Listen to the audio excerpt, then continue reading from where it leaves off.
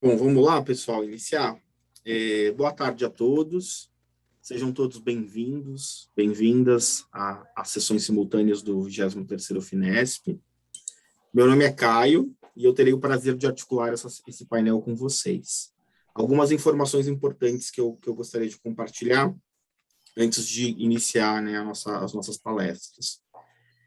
Nós teremos um debate com os nossos palestrantes ao final da sessão, e todos podem participar fazendo perguntas pelo chat. Então, podem mandar as perguntas, que tanto o William Zanella, que vai ser o nosso mediador, quanto eu, nós ficaremos de olho aqui nas perguntas, para que a gente possa, de alguma forma, explorar da melhor forma possível todo o conteúdo desse painel, tá bom?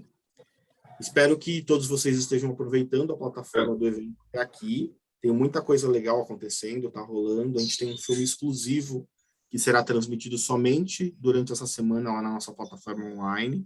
Então, explorem, aproveitem para conhecer todas as áreas. E vale ressaltar que todas as atividades que vocês estão participando... acho que ficou um pouquinho escuro aqui, né, gente? Voltou a luz. Problemas técnicos, faz parte do online, né? Vale ressaltar que todas as atividades que vocês estão realizando na plataforma, pessoal, eu só queria pedir, eu acho que tem alguém com o microfone aberto, deixa eu ver. Pedir para vocês... eu tô debatendo. Pronto, acho que agora foi, né? Desativou?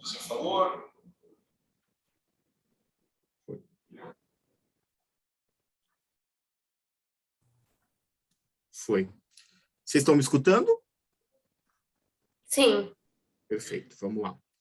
Então, eu queria reforçar que todas as dinâmicas da plataforma, elas, né, os acessos, as áreas que vocês acessam na plataforma, elas serão pontuadas.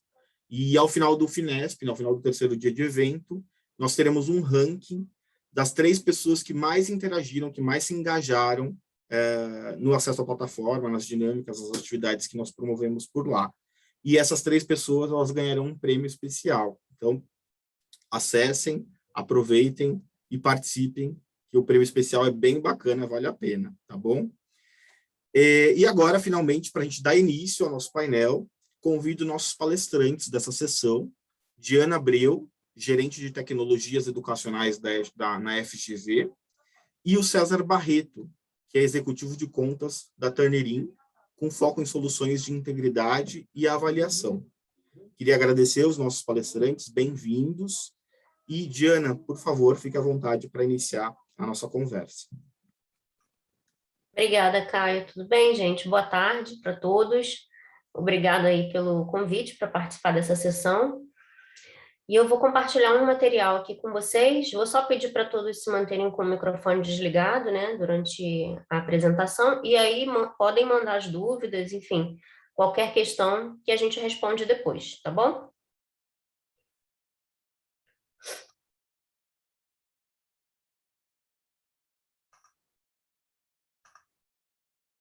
Quando vocês estiverem vendo, vocês podem só me sinalizar, por favor? Vemos, Diana.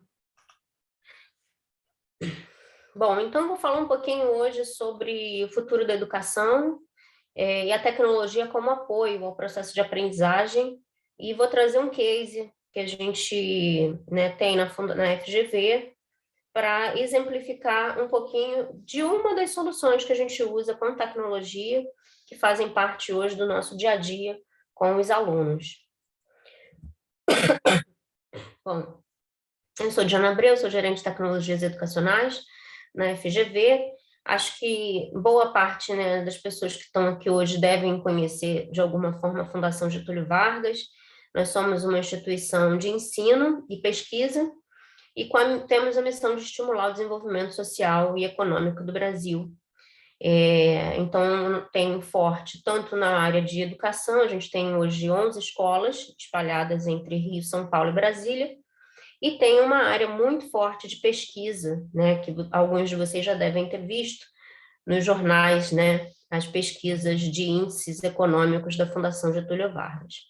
Bom, nossos principais cursos são o curso de administração e curso de economia, tanto no Rio quanto em São Paulo, mas a gente tem outros cursos novos que vêm crescendo bastante aí ao longo dos anos, como Direito e agora o curso de Ciências de Dados também, tá bom?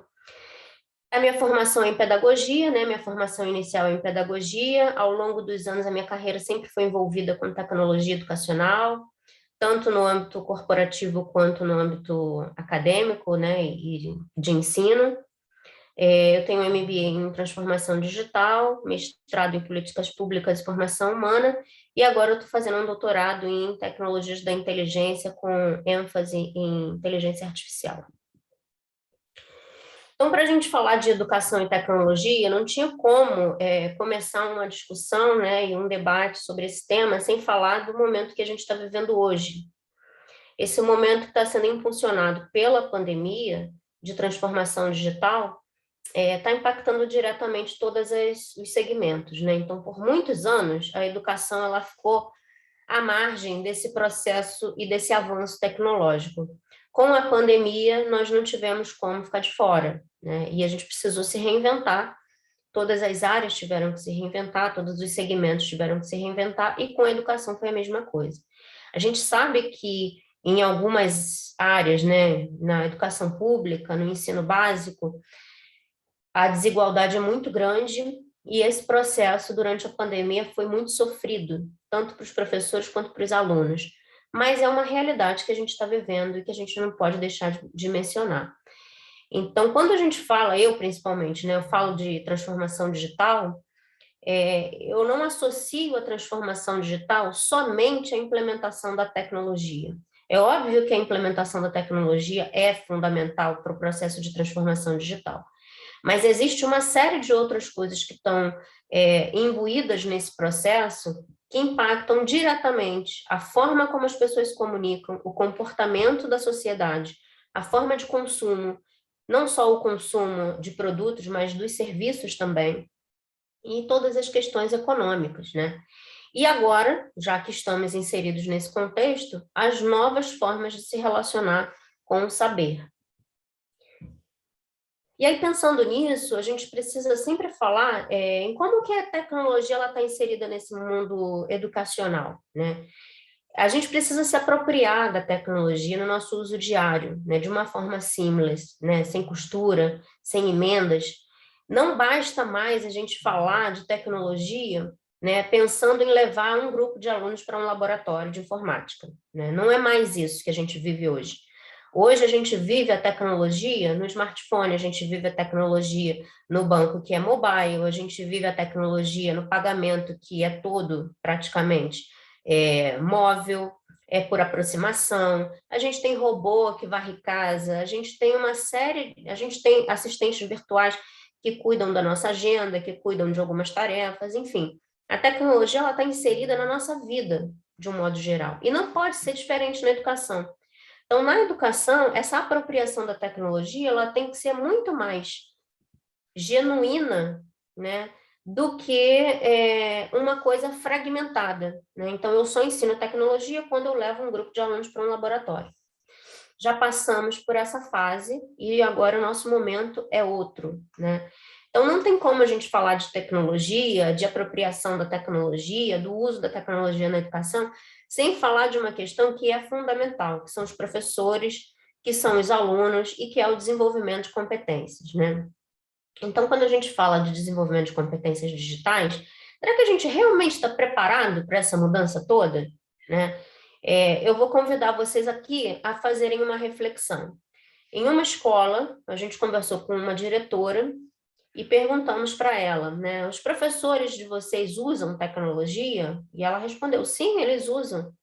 E nós perguntamos, como que eles usam? E ela respondeu, a maioria usa pesquisando coisas no Google. Então, assim, é um uso muito superficial da tecnologia, né, para o que a gente está vivendo hoje no mundo.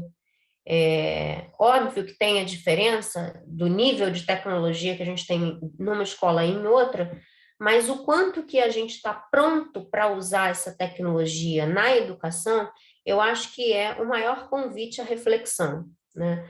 Então, a maior lacuna que a gente vê é essa competência dos alunos, que quando os professores eles não estão preparados para apoiar esse desenvolvimento, os alunos não conseguem se desenvolver, né? Então, eu acho que o ponto principal quando a gente fala de futuro da educação é ter um corpo docente preparado, qualificado, e que seja capaz de se apropriar e de usar a tecnologia de forma genuína no seu dia a dia. Não precisa de soluções mirabolantes, né? Muitas vezes é um formulário que ele vai preencher na internet, muitas vezes é usar um vídeo no YouTube, com algo, é um vídeo que ele vai gravar no próprio telefone dele, não precisa de grandes laboratórios super sofisticados. Tem vários níveis, né, do uso da tecnologia. Mas se a gente pensar de uma maneira muito simples, já dá para fazer alguma coisa. E se a gente for pensar nas escolas que têm um maior potencial, que podem se aprofundar mais, aí o céu é o limite, porque realmente hoje tem um arsenal de coisas que são possíveis de serem feitas. E como a gente tem estado muito em contato com a tecnologia diariamente em várias coisas da vida, né, para vários segmentos da vida, se a educação não se apropria dessa tecnologia de uma forma que ela está imbuída em todo o processo de aprendizagem, que ela não é só estanque em um determinado momento, a educação ela começa a ficar desinteressante para o grupo de alunos, né? Porque é um universo à parte. Então, dentro da sala, eu estou ali naquele cuspigis tradicional e eu saio dos muros da escola e eu encontro um universo de coisas que eu posso explorar. Então, aí quando a gente pensa, né, peraí que não está passando. Nessas competências e no desenvolvimento desses profissionais que estão diretamente ligados, envolvidos com todo o processo de tecnologia na educação e pensando no futuro da educação, surge uma necessidade primordial que é apoiar o desenvolvimento dessas competências digitais no corpo docente, para que eles consigam fazer o uso no dia a dia da tecnologia nas diferentes atividades educacionais, né? Essa formação, ela começa desde a formação inicial do professor, na graduação. Não dá mais para ser uma disciplina estanque de informática na educação, como a gente viu durante muito tempo no currículo da pedagogia, né? Ela precisa estar inserida no programa. E formação continuada. Então, são as ações pontuais, né? Cursos livres, as capacitações, as mentorias, as pós-graduações, que ajudam e que desenvolvem novas competências, e disciplinas específicas em mestrado e doutorado que viabilizem a saída desse profissional que vai entrar na sala de aula de ensino superior, seja ela online ou presencial, para que eles tenham condições de usar a tecnologia de uma maneira muito mais fluida, né? De uma maneira muito mais seamless, né? Para que a gente não tenha essa sensação de agora eu estou parando para usar uma tecnologia, estou usando um game, eu estou usando um recurso.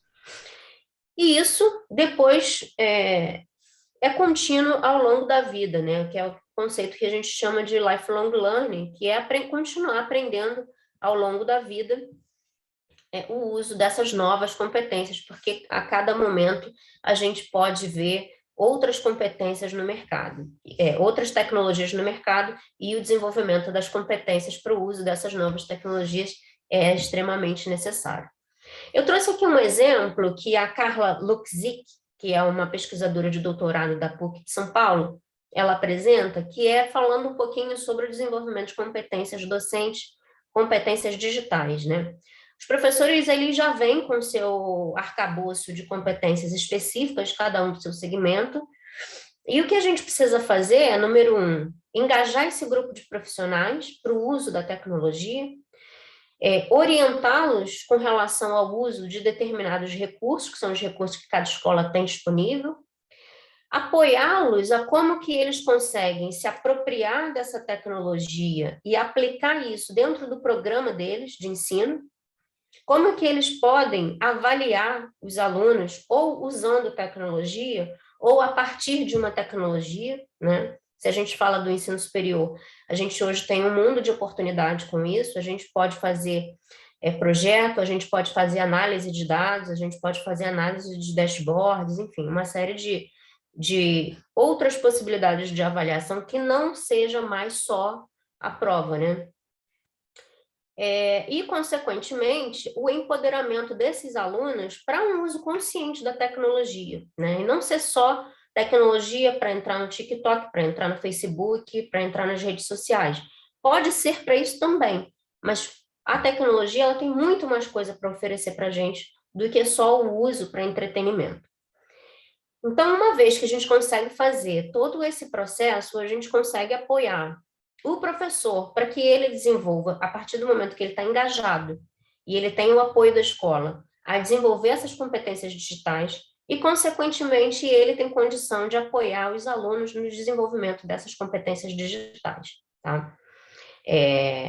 Segundo a Carla, ela apresenta a competência digital como uma competência digital compreendida como conhecimentos, criatividade e atitudes necessárias para utilizar as mídias digitais para aprendizagem e compreensão da sociedade do conhecimento. Quer dizer, que mundo é esse que a gente está inserido, né? Que esse dilúvio de informação, ele vem cada vez mais rápido por diferentes canais. Então, o aluno ele precisa ser crítico o suficiente para ele receber essa informação toda que está disponível na internet, mas saber fazer o uso correto dela. E aí, pensando nesse uso correto, eu vou trazer para vocês um case da Fundação Getúlio Vargas, que é como que a gente trabalha a avaliação formativa com o uso da tecnologia, tá? Então, já fazem mais de 8 anos que a gente conta com ferramentas, 8 a 10 anos que a gente conta com ferramentas de verificação de similaridade. Iniciamos com uma ferramenta e depois de 2 anos passamos para a Turnitin. Para a gente acredita muito na avaliação baseada no conceito de Lucchesi. Acredita que o papel do feedback na avaliação ele é fundamental e é um caminho em construção. Então, o papel do feedback é conduzir o aluno à ação para mudança com a intervenção pedagógica, com a orientação e redirecionamento do professor. O aluno ele percebe onde ele está e ele tem a oportunidade de corrigir e de regular a sua ação, né? Então, o feedback ele é super importante e não tem um papel de punição, pelo contrário, ele tem um papel de redirecionamento para a consciência, né, da importância dessa escrita autoral, que seja bem consistente e bem fundamentada. A gente tem como a FGV tem um viés muito forte de pesquisa, então a gente tem um incentivo muito grande para os alunos, para eles, desde o início do período, né, dos primeiros períodos da graduação, eles serem autores, né, eles escreverem muito, eles fazerem muitos trabalhos escritos, né, artigos, enfim. E essa escrita, esse desenvolvimento da escrita, ele é fundamental. Uma escrita autoral, uma escrita consistente, uma escrita que você possa referenciar bem os autores e não se apropriar da fala deles, mas aprofundar o seu olhar dentro do que cada perspectiva de cada autor, de cada conceito traz e apresenta. Então, é um pouco dessa forma que a gente trabalha.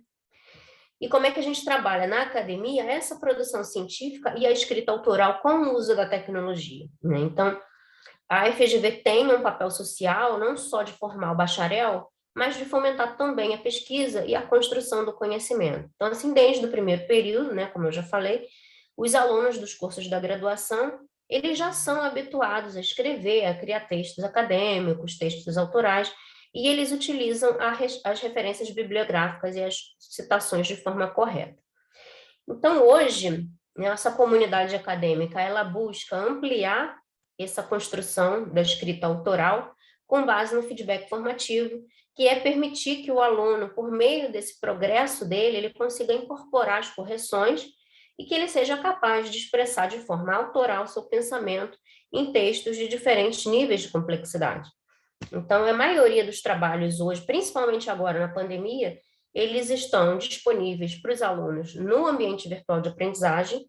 Os alunos, o professor não precisa utilizar a ferramenta por outro caminho, já está tudo integrado com o ambiente virtual de aprendizagem, e eles fazem um input dessas atividades na plataforma. Né? A partir do momento que ele faz o input na plataforma, a plataforma já gera, por estar integrada, um feedback, um relatório para o professor, e aí entra um diferencial, né? A gente sempre orienta que a ferramenta de verificação de similaridade, ela vem para acelerar o processo do professor, né?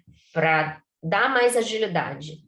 E também para isentar o professor de uma fala sem provas consistentes, né? Porque no passado ficava muito só uma fala do professor quando ele via que um aluno tinha copiado exatamente algo que estava no livro. E muitos alunos ficavam extremamente ofendidos, porque você está dizendo que eu colei, você está dizendo que eu copiei, que eu fiz plágio, etc.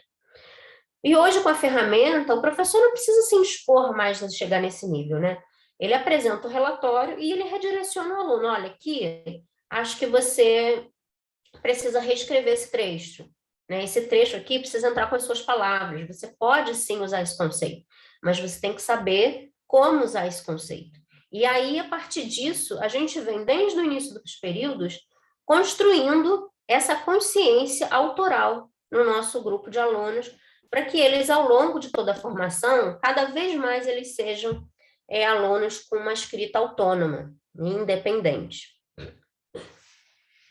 A Escola de Direito do Rio, ela adota diferentes tipos de avaliação e, mesmo antes da pandemia, eles já usavam muito a ferramenta de similaridade da Turnitin. Então, a prática, né, deles não aceita a prática submetida ao julgamento de uma comissão de ética. Então, desde o ingresso, os discentes, eles recebem um código de ética da escola, eles assinam esse termo de responsabilidade por suas condutas, e, nesse sentido, a disponibilidade da ferramenta, de uma ferramenta como a da Turnitin, por exemplo, ela é essencial, tá? Porque ela apoia o professor nessa tomada de decisão, né? Nessa fala, mas tendo onde ele tem um respaldo, porque tem um documento ali que aponta exatamente de onde aquele trecho foi tirado. Então, em 2016-1, mais de 20% das atividades curriculares dessa escola se ancoravam já no nosso ICLES, que é o nosso ambiente virtual de aprendizagem. 2 anos depois, em 2018, apenas 30% não faziam uso efetivo da plataforma. Em 2019.1, 88% das disciplinas e dos materiais didáticos já estavam disponíveis no nosso ICLES. E hoje, muito também em função da própria pandemia, 100% dos alunos usam o ICLES para todas as suas atividades acadêmicas. Então, segundo a fala da própria coordenadora de ensino, ela afirma que grande parte da adesão, né, e desse movimento todo que foi conquistado pela escola foi pelo uso de uma ferramenta de similaridade como a Turnitin, por facilitar o trabalho de investigação do corpo docente, a avaliação das produções acadêmicas do corpo docente e da escola, porque o volume ele é muito grande, né? Então, mais quando a gente está no final de período, e os professores eles têm os trabalhos dos alunos das turmas, mais os trabalhos, às vezes, de relatórios de pesquisa, mais as suas produções acadêmicas, enfim, é um mundo de artigos e de materiais para serem avaliados, né? Então, a gente tem um volume de material submetido, um comparativo de submissão de 2018 até outubro de 2021, de que a gente está em um caminho em construção, mas se antes, em 2018, a gente tinha 112 mil trabalhos publicados, hoje a gente tem 320 mil trabalhos publicados pelos alunos nessa ferramenta, né? Com o uso do feedback formativo pelo corpo docente e esse feedback muito pautado no relatório que a gente emite da plataforma. Os índices de similaridade, a gente vem acompanhando e monitorando, obviamente agora, nesse período, a gente teve um aumento por conta do próprio uso, né, que passou a ser em massa da plataforma, mas a gente vem buscando sempre se manter a maior parte do tempo dentro da faixa de 1 a 24%, que é uma das menores faixas de similaridade, né? Então, é sempre buscar manter os alunos nesse menor nível de similaridade e dar o retorno, e dar o feedback, e dar a orientação, e dar a oportunidade deles redirecionarem o trabalho deles para criar cada vez mais. Gente, eu vou correr porque o meu horário acho que já está em cima, né? Caio. Mais 5 minutos, Diana, pode seguir. Tá. Uma grande preocupação para a gente sempre foi a própria fundação se resguardar legalmente do uso dessa ferramenta, A gente sabe que, da mesma forma que muitos alunos se sentiam extremamente incomodados por estarem sendo considerados como terem plagiado alguma coisa, a partir do momento que você tem uma ferramenta que te dá provas de que isso pode ter acontecido, mesmo a gente não usando para punir ninguém, a gente usando num caráter educacional, a gente mesmo assim procurou se respaldar e usar algumas ferramentas legais. Então, a própria Direito Rio, por exemplo, criou um termo de aceite, uma cláusula dentro do contrato de adesão no curso. Então, quando o aluno entra no curso, ele assina um termo, um contrato, e nesse contrato já tem uma primeira cláusula ali dizendo que ele está de acordo com o uso dessa ferramenta ao longo do curso todo, né? A outra questão foi com relação ao termo de aceite e uso na plataforma de aprendizagem. Esses cuidados, eles são essenciais, ainda mais agora que a gente tem essa nova legislação, tem a LGPD, e que os dados dos alunos expor, né, esses alunos é uma questão muito delicada e sensível. Então, a gente acredita que a produção acadêmica ela precisa ser inédita, e isso passa por um exercício constante de leitura, de escrita, por orientação e uma recondução constante para os novos caminhos. Para onde a gente está indo, né, pensando no futuro da educação? A gente está indo para uma educação que é cada vez mais baseada na experimentação, nas aulas híbridas, que hoje ainda não é regulamentada pelo MEC, mas a gente tem essa janela de oportunidade por conta da pandemia. Assistentes virtuais inteligentes, o tutor virtual inteligente, que já tem algumas escolas usando, análises preditivas e aprendizagem adaptativa, e decisões baseadas em grandes volumes de dados, né, com business intelligence, com analytics, enfim, com ciências da computação e ciências de dados. Isso tudo, na verdade, na minha concepção, a gente não pode nunca pensar na tecnologia como uma ferramenta única e esporádica que vai ser usada dentro de sala de aula. Eu acho que o ecossistema tecnológico ele é muito mais amplo que isso na educação. Passa pelos processos educacionais, avaliações, experiências, atividades, desenvolvimento tecnológico do corpo docente, passa por toda a adaptação do próprio campus, plataformas de aprendizagem, acessibilidade e mobilidade, então o aluno poder acessar de qualquer lugar, processos automatizados, né, analytics, análises preditivas, experiência digital cada vez mais fluida, atendimentos com machine learning e pesquisa acadêmica com uso de laboratórios virtuais em nuvem, ferramentas de colaboração, armazenamento de todo o material em nuvem, processos inteligentes automatizados, enfim.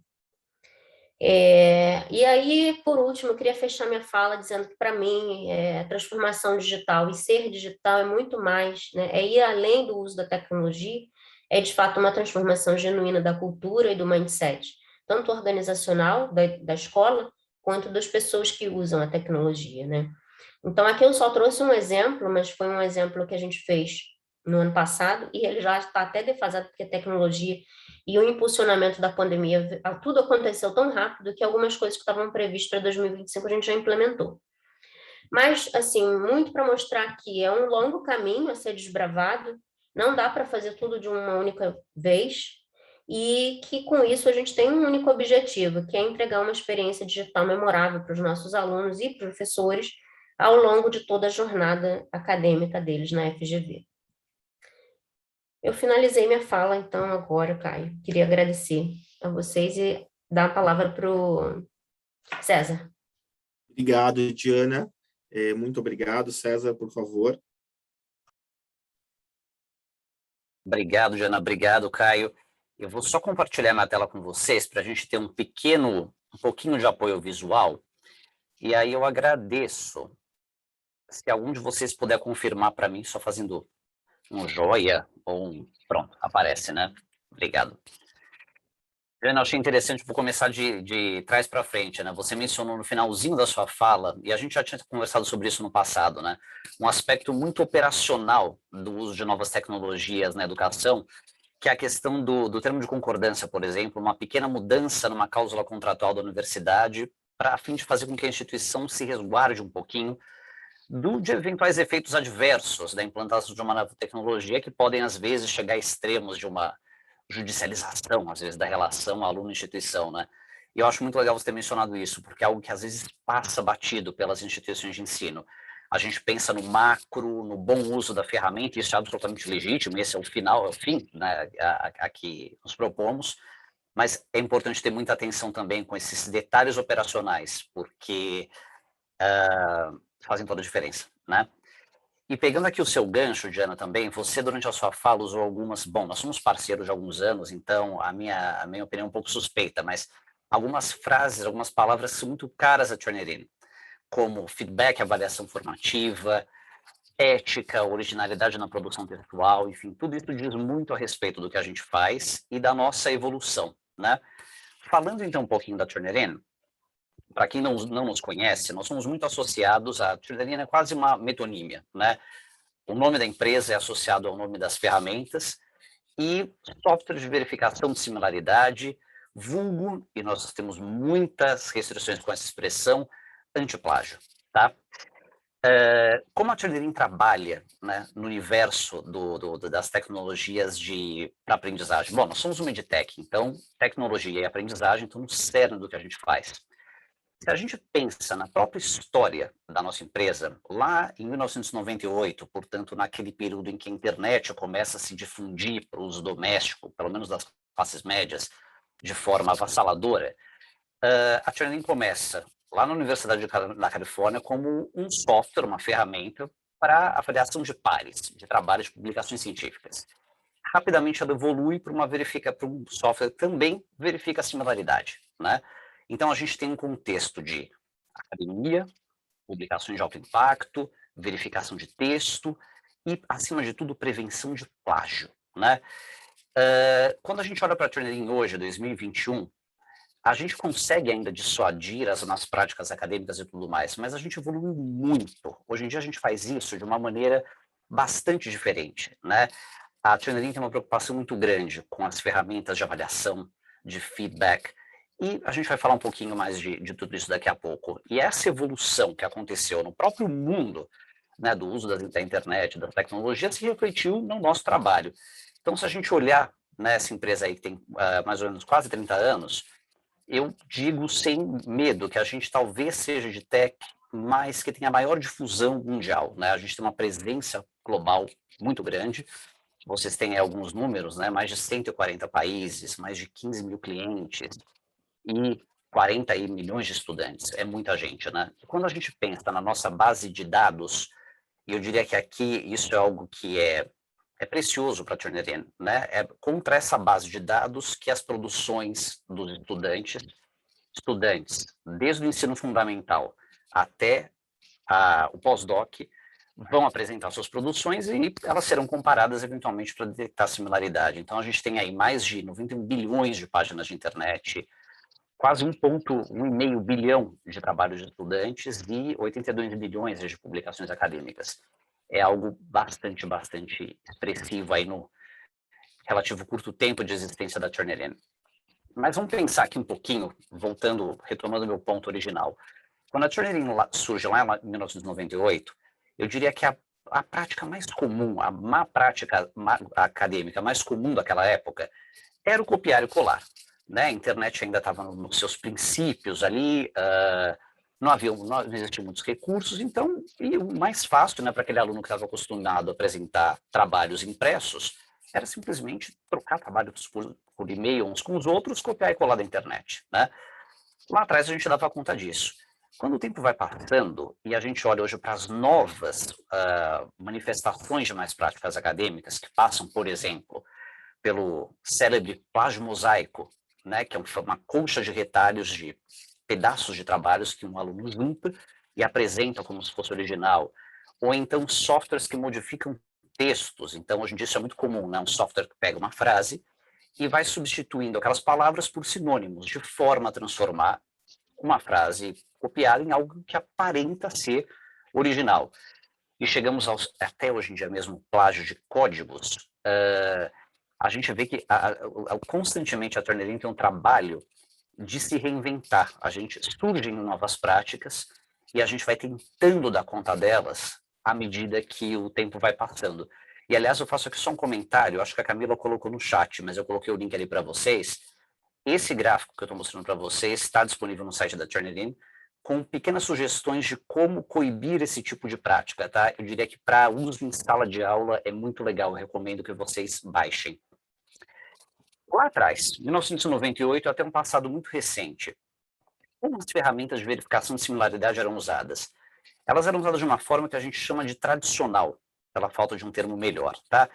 Então, havia a intenção de se identificar plágio, não similaridade, né? E há uma diferença aqui crucial, o plágio é intencional, a intenção de copiar, e a similaridade não. Né? A similaridade, muitas vezes, pode ser um não domínio de normas técnicas, um aluno que não referenciou corretamente uma citação, uma menor intenção de copiar, ele só não sabia fazer aquilo. Né? Algo muito possível, por exemplo, entre alunos de ensino médio da graduação.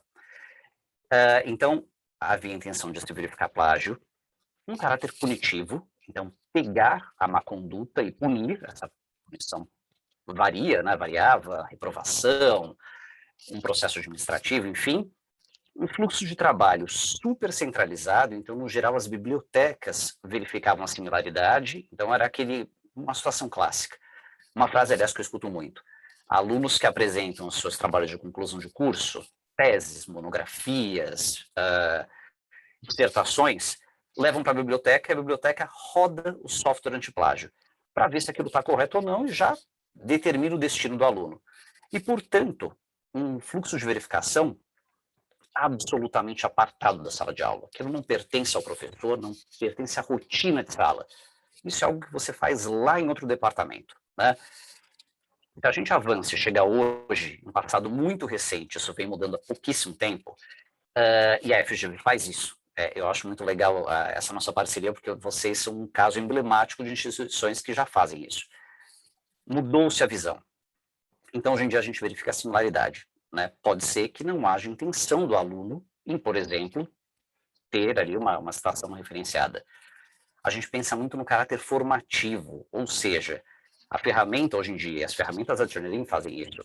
Elas verificam a similaridade, mas elas dão milhares de possibilidades de feedback para o professor. O professor consegue comentar aquele trabalho, aquela produção que ele recebeu, devolver para o aluno e manter um diálogo utilizando uma plataforma. O fluxo passa a ser bastante descentralizado ou totalmente descentralizado. A gente não tem mais uma biblioteca, um departamento que checa a similaridade. A gente tem o professor e o aluno na rotina de sala de aula, verificando similaridade e outras coisas de forma contínua. E, portanto, uma ferramenta que passa a ser parte integrante do currículo. Ela entra na sala de aula. Enfim, a verdade é quando a gente olha para esses dois fluxos, é difícil acreditar que a gente tenha demorado tanto tempo para sair do tradicional para esse que eu chamo de recente, porque os impactos são impressionantes. Eu vou mostrar para vocês daqui a pouco alguns dados. Como a gente faz isso, por exemplo, né? Voltando ao feedback, avaliação formativa. As ferramentas do Turnitin, por exemplo, permitem ao professor, quando recebe o trabalho do aluno, verificar sim a similaridade e sobre o texto, fazer os seus comentários de diversas formas. O professor pode gravar um comentário de voz, ele pode escrever sobre o texto do aluno, ele pode criar um banco de comentários pré-carregados, assim, os comentários mais corriqueiros, e utilizá-los o tempo todo, e economizar um monte de tempo fazendo isso, e dar ao aluno um feedback absolutamente significativo. Tudo isso sobre o mesmo documento. Aí vem algo também muito importante do ponto de vista de rotina de trabalho. Se antigamente era necessário, por exemplo, que um professor, uma biblioteca, rodasse o software de similaridade, baixasse, anexasse um e-mail e eventualmente fizesse comentários por e-mail, agora você faz isso numa plataforma só. Acaba-se o baixar, ou jogar para cá, anexar para lá, num único lugar o professor vê similaridade e comenta. Outra maneira de fazer isso, e aqui a gente está saindo um pouquinho da produção textual. Se a gente pensar nas áreas de ciências, nas áreas STEM e correlatas, as engenharias, matemática, as áreas de negócios, hoje em dia já existem maneiras de você, por exemplo, sair do texto, em primeiro lugar. Já é possível que um aluno de matemática submeta uma foto do seu trabalho, um cálculo, um diagrama, um código de programação, o professor consiga dar feedback sobre essa atividade e também verificar a similaridade, por exemplo, de códigos de programação, o que é algo muito recente, né? E a gente consegue fazer isso também e aqui a gente pega inteligência, muito de inteligência artificial, que vem ajudando nesse papel, de, por exemplo, permitir ao professor receber trabalhos. A inteligência artificial identifica padrões de respostas, agrupa essas respostas e encaminha isso para o professor. Então, tudo que o professor tem que fazer é olhar e chancelar ou não aquele agrupamento feito por uma inteligência artificial. Então, isso é algo muito legal, muito inovador e que vem trazendo impacto profundo na rotina de sala de aula. E quando a gente pensa também aqui, num caso extremo de avaliação formativa, feedback formativo, hoje, por exemplo, já é possível permitir que o aluno, antes mesmo de enviar as suas produções, os seus trabalhos para o professor, verifique similaridade. Então, isso é muito legal. Em primeiro lugar, o aluno consegue, ele passa a ser um agente empoderado, ele consegue ele mesmo se autocorrigir, e isso também abre um universo de oportunidades. Um aluno, por exemplo, pensemos aqui nos extremos, um aluno do ensino médio, verificando similaridade, de repente ele descobre que aquilo que ele escreveu está presente numa publicação feita em alguma universidade de renome. Ele consegue acessar essa publicação e estudar essa publicação. Ele passa a ter acesso a material de altíssima qualidade também para o seu próprio estudo. Quando a gente pensa no outro extremo, sendo da educação básica, indo, por exemplo, para um aluno de pós-doutorado pesquisador, ao descobrir similaridade, ele consegue, por exemplo, descobrir que existe uma outra universidade do outro lugar do mundo também desenvolvendo pesquisa naquela área. Isso abre a possibilidade de cooperação de uma pesquisa conjunta, o que é excepcional. E agora já vou terminar aqui minha fala, que eu sei que eu estou me alongando um pouquinho. Caio, me diga uma coisa, ainda tem algum tempo? Te peço um minutinho, se eu não tiver. Um minutinho. Então tá bom. Vamos lá.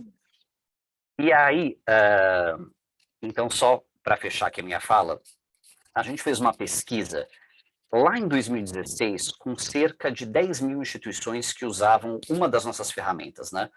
E perguntamos para essa instituição qual foi o impacto do uso dessa ferramenta no processo de aprendizagem. E a gente conseguiu alguns dados que são realmente impressionantes. Se a gente for da direita para a esquerda, quando a gente falou com os alunos o que eles achavam do uso dessas ferramentas em sala de aula, 77% deles, desse universo aí de mais ou menos 10 mil instituições, disseram ter notado melhoria na sua escrita. Né? É um número bastante expressivo. Quando a gente vai para o docente, pergunta se o docente sentiu impacto no uso dessa ferramenta em sala de aula, 76% deles disseram que notaram alunos mais engajados com os feedbacks que foram dados. Então, o feedback passa a fazer sentido, não é só aquele texto que você manda que eventualmente o aluno nem lê. E quando a gente chega na instituição, e esse dado foi um dos mais interessantes dessa pesquisa, de todas elas, esses gestores observaram um tempo de uma redução no tempo do professor corrigindo atividades de cerca de 38%, quase 40%. Então, tudo isso, de certa forma, corrobora o que a gente acabou de falar aqui, que sim, né, tecnologias elas ajudam muito a aprimorar o processo de ensino-aprendizagem, tá bom? A gente tem que tomar alguns cuidados ao adotá-los, mas a gente fala disso agora nas perguntas e respostas. E eu paro por aqui a minha fala.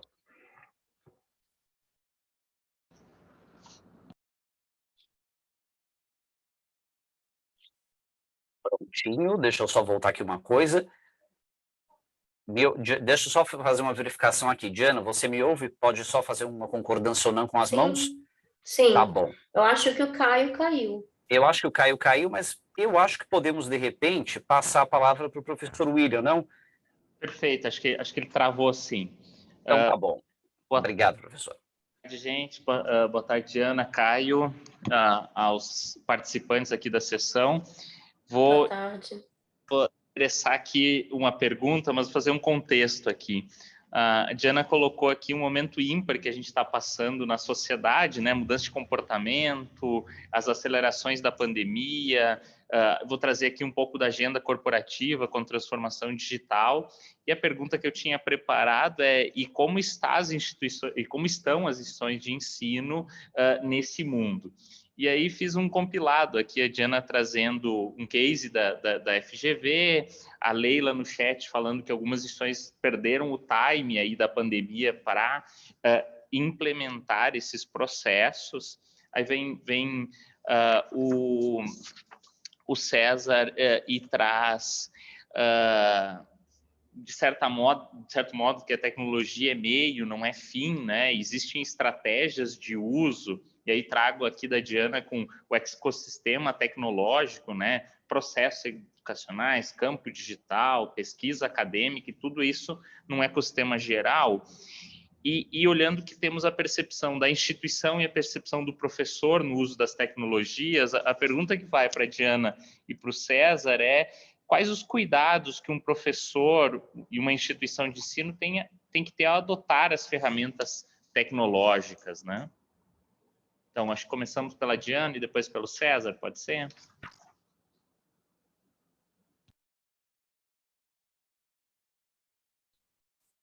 Eu acho que talvez a Diana tenha travado, William. Será que... Eu voltei. Diana, pronto. Eu voltei, mas eu perdi o final da fala dele. Bom, vou compor aqui. Bom, a gente estava falando do ecossistema, né? Que tem processos educacionais, digital. Tem dois mundos, né? Tem o mundo da instituição de ensino, tem o mundo do professor. Então, a pergunta que eu ia trazer aqui é: quais são os cuidados que um professor e uma instituição de ensino tem que ter ao adotar essas ferramentas educacionais na percepção, na visão de vocês? Posso começar, César? Acho que o cuidado, assim, a instituição, ela tem que ter um cuidado muito grande, porque, como até alguém colocou aqui no chat, muitos professores foram jogados, né, nessa realidade virtual toda que a gente viveu aí por conta da pandemia. Então, eu acho que esse cuidado com o corpo docente, ele é papel da escola, é papel da instituição, né? A instituição, ela pode, dependendo do seu nível, né, de apropriação da tecnologia e da sua condição financeira, usar diferentes níveis de tecnologia. Mas mesmo quem está começando ou quem está com tecnologia muito avançada, precisa capacitar e preparar e dar o suporte para o corpo docente. Não dá para a gente simplesmente implementar uma tecnologia, seja ela simples ou super complexa, e deixar o professor se virar, né? Então, acho que o papel da instituição é não só capacitar para o uso, mas dar todo o apoio e suporte ao longo do uso, né? E apoiá-los a fazer esse link, porque uma coisa que os professores sempre falam é: tá bom, agora eu sei operar essa tecnologia, eu sei usar essa tecnologia. Como que eu uso essa tecnologia na realidade do meu programa pedagógico, né? Então, eu acho que é um trabalho de formiguinha mesmo, né? Sentar com cada um, ou enfim, abrir portas para eles irem até as equipes que possam apoiá-los, para ajudar a fazer essa virada de chave, né? E ver outras formas de fazer o uso da mesma pedagogia, enfim, do mesmo programa pedagógico, mas apoiado por alguma tecnologia que a instituição tenha e ofereça, né? Por outro lado, para o corpo docente, eu acho que eles têm um desafio gigantesco, e isso não tem nada a ver mais com o fato das aulas agora serem híbridas, ou com o fato das aulas serem 100% online, ou 100% presencial. O fato é, a tecnologia está inserida na nossa vida, e a gente precisa, enquanto profissional de qualquer segmento que seja, correr atrás desse prejuízo, porque isso não é só com a educação. Isso está acontecendo com arquiteto, isso está acontecendo com médico, isso está acontecendo com engenheiro, isso está acontecendo com todas as profissões. A digitalização, ela veio para a sociedade, ela não veio para um segmento só. Então, eu acho que tem, sim, um papel, primeiro de tudo, né, social do governo, que a gente sabe no Brasil quanto isso é difícil, mas tem um papel institucional da escola dar o suporte, e tem o papel também de cada indivíduo olhar para a sua própria, né, para o seu próprio umbigo e ver quais são as competências que eu sou muito bom e quais são as que eu preciso me desenvolver para essa nova realidade que a gente está vivendo, né? Senão isso vai acontecer o que aconteceu com a Blockbuster há um tempo atrás, né? A gente já passa a ficar defasado, porque o modelo de negócio mudou, porque as formas de relação mudaram. Vocês estão me ouvindo? Ah, tá. Perfeitamente. Achei que eu tinha congelado.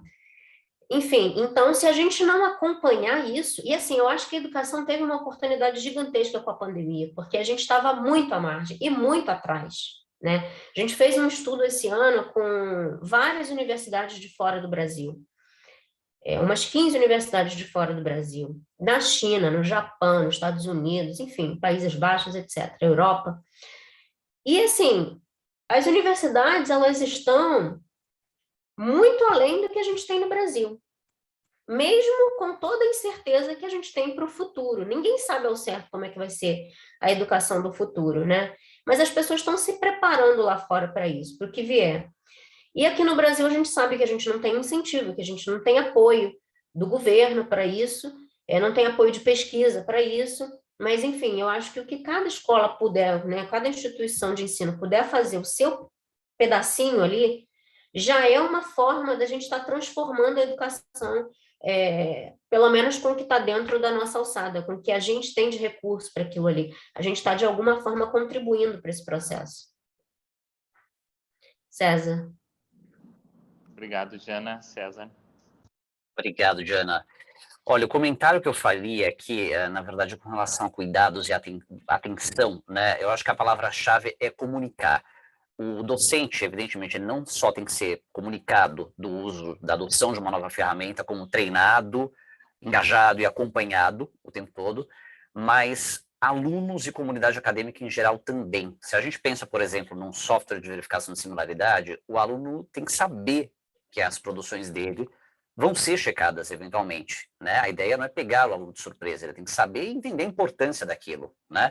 Quando a gente pensa, por exemplo, no uso de inteligência artificial assistida, por exemplo, que é um tema muito delicado hoje em dia, eu acho também muito importante que a instituição de ensino comunique à comunidade, à sua comunidade, em que medida, né, até onde a inteligência artificial vai, ela é usada para quê, até que ponto, em que ponto o docente entra nesse processo. Então, acho que a palavra-chave é comunicar. A adoção dessas ferramentas, ela tem que ser, ela é um processo de adoção e uso, né? Ela não deve ser uma surpresa para ninguém envolvido, porque eu acho que, enfim, a vida de todos pode ficar um pouco mais fácil, né, tendo uma comunicação um pouquinho mais fluida. E é um processo, né, César? Como você falou, não se faz isso de uma noite para o dia, né? Acho que são anos amadurecendo, engajando, né? Enfim, mudando esse mindset todo e essa cultura. Perfeito. Uma segunda pergunta, acho que a gente está se encaminhando para o final, né? Que tecnologias vocês, dois experts no tema, né, estão olhando aí como tendência para o futuro? Ou se dá para dizer para o presente, né? Já começa? Vai lá, Diana. Acho que tem uma questão que a gente tem que estar atento, que é com relação à preparação das salas híbridas, né? É muito diferente você pegar uma infraestrutura de uma reunião online e colocar um grupo de alunos achando que só ter uma câmera e uma ferramenta de videoconferência você vai conseguir fazer uma boa aula híbrida. Isso gera um desgaste, uma desmotivação, uma sensação de estar à margem do processo, né? De não pertencer àquele momento de aprendizagem para quem está online. Então, essa preocupação com uma ferramenta que realmente seja uma ferramenta de qualidade, e aí não é só uma ferramenta, mas é um conjunto de ferramentas para viabilizar essa experiência, é uma coisa que tem que ser muito pensada, porque se a gente não faz o negócio direito, a gente acaba queimando... Oi? Caio? Me ouve? Eu travei. Sim. Oi? Alguém está me ouvindo? Voltou, Diana. Acho que se a gente não pensa nessas ferramentas num contexto para viabilizar uma experiência para o aluno e para o professor que seja de qualidade, a gente acaba queimando uma modalidade, mas não porque ela não funciona, mas porque a gente não tem a infraestrutura adequada para garantir e para oferecer uma boa oportunidade para quem está participando. Uma outra coisa que eu acho que é a bola da vez, né? É o uso da inteligência artificial na educação. A gente está vivendo a era da implantação no Brasil, né? A gente não desenvolve muitas coisas, a gente implementa coisas que foram desenvolvidas fora do Brasil. Mas o senso crítico de cada um que está implementando uma solução com o uso de inteligência artificial é fundamental. Não adianta só alguém vender uma solução e dizer que tem inteligência artificial. Mas o que eu estou comprando? O que eu estou expondo ao meu aluno, né? Como é que é esse modelo? Quais são os vieses, né, de preconceito, né, que isso pode ter imbuído ali? Então, acho que o uso consciente de ferramentas de inteligência artificial, obviamente, é um avanço o uso da inteligência artificial, e acho que é para onde a gente se encaminha, mas a gente ser crítico das coisas que a gente usa, né? E não simplesmente sair usando por modismo, mas fazer um uso consciente e saber o quanto que essas ferramentas elas realmente estão agregando para esse momento que a instituição está passando, né? Não adianta eu não ter nem sequer um LMS, né? Ou uma ferramenta boa para o professor usar a internet e querer fazer inteligência artificial e ensino adaptativo. Acho que tem uma questão de saneamento ainda, né? De várias ferramentas, aí pensando nesse ecossistema, para depois a gente fazer o uso de ferramentas e de tecnologias mais avançadas. Mas os chatbots e os assistentes virtuais, principalmente com o uso de dados, inclusive porque a gente tem o maior índice de analfabetismo no Brasil, 2, né? E muitas pessoas acabam usando muito mais a voz porque facilita. Então, muita gente usa o WhatsApp por voz, né? Porque é mais fácil. Muita gente que estava excluída desse processo de digitalização e do uso de algumas ferramentas passaram a ser incluídas com a possibilidade de usar a voz para interagir com esses assistentes. Então, acho que é algo que a gente precisa olhar com bastante atenção, cuidado e critérios. César, você deselegante, mas a tua pitada de futuro aí em 1 minuto que o Caio vai precisar encerrar aí na sequência aqui com a gente. Vamos lá, William. Minha pitada vai ser de presente, tá? Eu não vou arriscar nesse momento falar de futuro. Vou falar de hoje e futuro muito próximo. Eu acho que a bola da vez, e concordo com a Diana aí, é inteligência artificial assistida. Portanto, hoje, inteligência artificial que automatiza processos, por exemplo, de correção, que seriam mais braçais, mas que não corrigem automaticamente. Então, uma inteligência artificial que encurta o caminho, mas deixa lá no final do processo o docente, por exemplo, atribuir um conceito e dar o seu feedback. Então, eu diria que a bola da vez agora, 27 de outubro, eu acho que é essa. Tá bom? Pronto, encerrei. Caio, tá ok? Bom, tá contigo. Obrigado, William. Obrigado, César, Diana, pelas contribuições, pelas falas. Obrigado também por terem segurado. Desligou meu computador aqui, não consegui conduzir, passar a bola para vocês para um momento de debate. Antes de encerrar, eu queria só pedir a todos os participantes aqui da sala que vocês preenchessem uma pesquisa de avaliação 30 segundos, é bem rápido, sobre a sessão que vocês assistiram aqui. Para a gente é bem importante disponibilizar, ver o que a gente pode ampliar, desenvolver o próximo ano e ter o feedback de vocês. Então, vai aparecer aí na tela de vocês, 30 segundos, é só responder, por favor. Iniciando aqui a avaliação.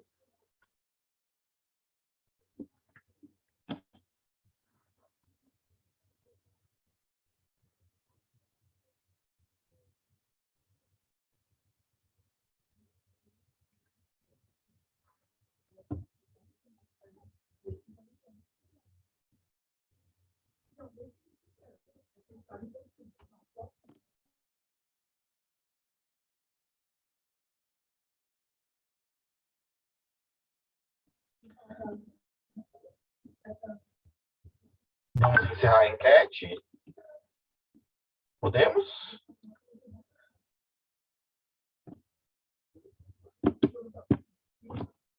Agradeço a participação de vocês na avaliação. Essa é uma pesquisa anônima, uma avaliação anônima, não vamos divulgar o resultado, tá bom? Muito obrigado a participação de todos. Esperamos encontrá-los nas próximas sessões simultâneas. Hoje ainda temos mais uma, amanhã mais duas. Mais uma vez, obrigado, Jana, César e William. Até a próxima, pessoal. Obrigada, gente. Uma boa tarde para todos. Obrigado, muito obrigado. Abraço, até.